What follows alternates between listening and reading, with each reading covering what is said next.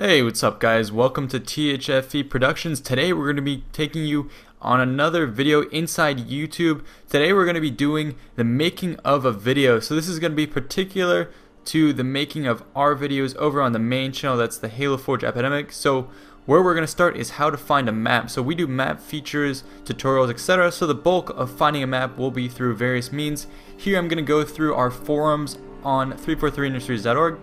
I'm going to go through the aesthetics section, look through the maps, and I pick out one that looks great. So what you want to do when you submit maps, make sure you have a catchy image.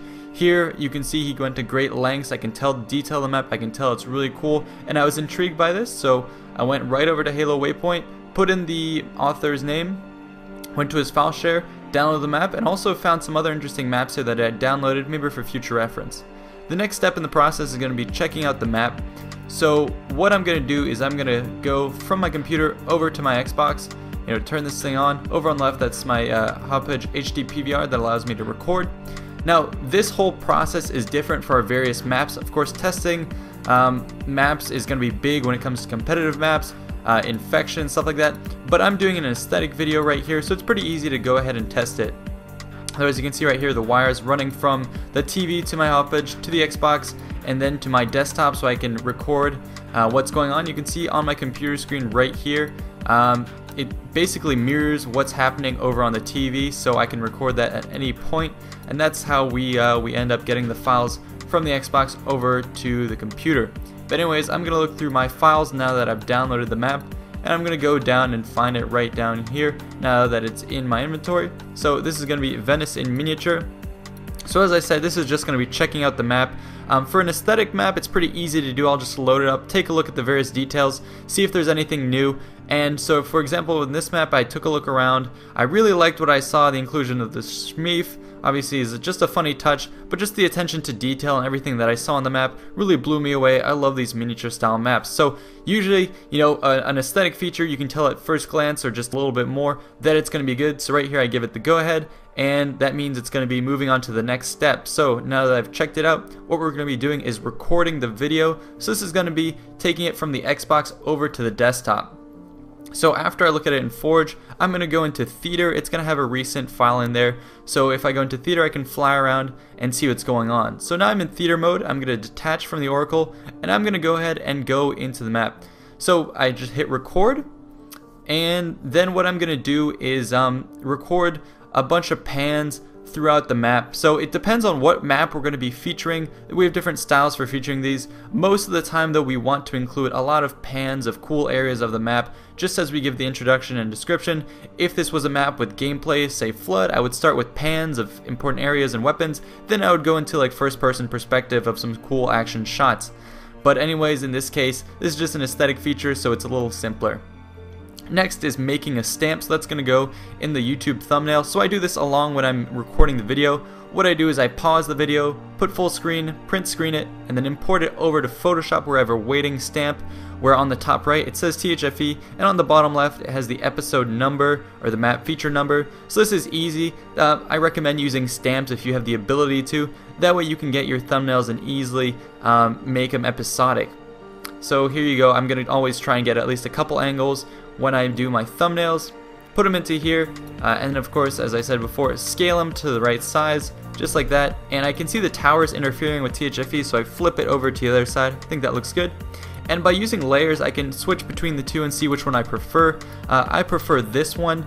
And then what I'm going to do is actually show you how it works with the stamp. So I have an area here with the text there, and I can change the map feature number there. So that's useful when we make these videos in advance and we don't quite know what the order or number is going to be, so we can always come back. And then we have the liberty to embellish thumbnails. So there I remove the background, and I'm going to give it a nicer sky that makes it stand out, that makes it seem a bit more realistic. So that's kind of some of the stuff you want to do when you make your thumbnails to make it a bit more eye-catching. Next is going to be editing the video. This is going to be the first render where I do the video only. So I'm going to take the clips that I just recorded in Theater, and I'm going to put them together. Now this time around, what I did is I just had a straight recording of the whole thing. So I only have one clip to import, and then I'm going to cut that up and trim the fat. So first I remove the audio because I know I don't want the audio of just the Forge going on. So what I do is I start selecting regions that I know I don't want, and what's left over is going to be the pans. So, you know, the areas I'm removing right here is me in theater mode moving between the pan areas. So I'm going to go ahead and cut the fat. Now in this case, this is pretty easy for an aesthetic feature. There's only one clip and I just cut out the pieces I want. For maps with you know, pans and first persons, you're going to have a lot more clips and layering, and sometimes we do picture-in-picture effects. And you can see right here, I'm just putting a simple faded transition between here to make the clips go together and to keep it from being too choppy. Then I can go ahead and change the length. And you can see in Power Director, it has a lot more than faded, but I'll keep it to something simple. Then I'm going to go ahead and process this. It takes a little while, but I'm going to go ahead obviously and fast forward this.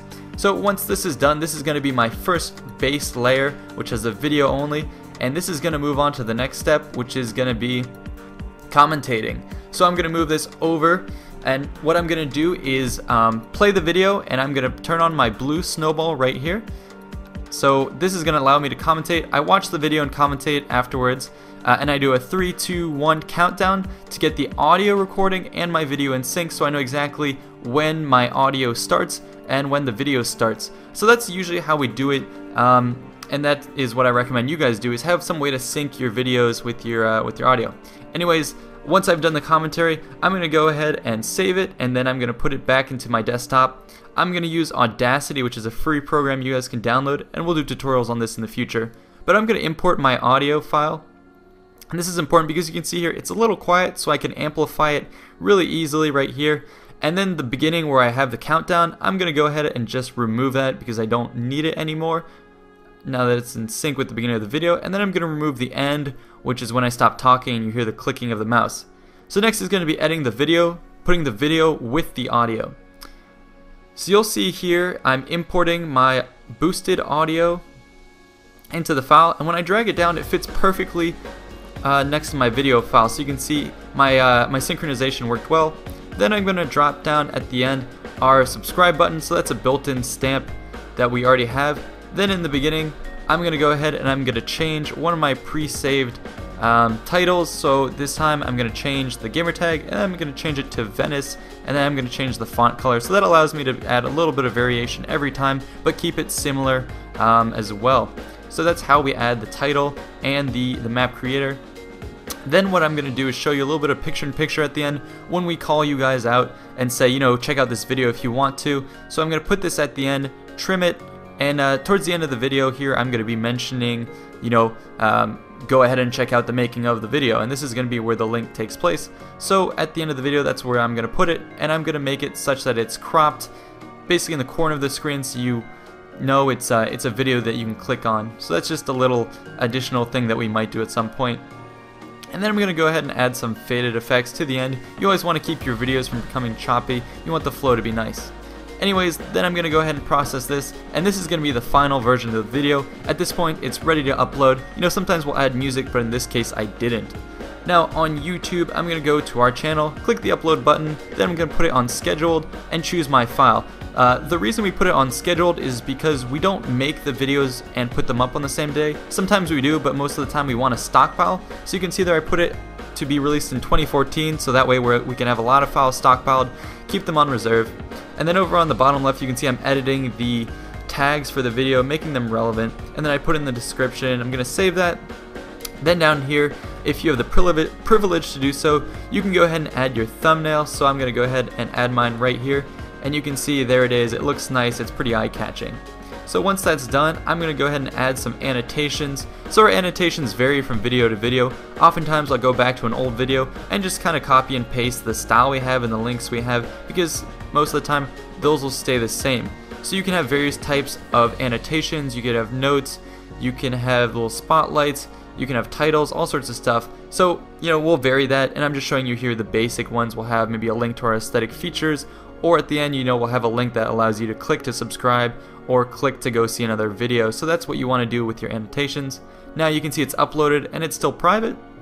And for those of you who are expecting to get first, well, I already beat you to it.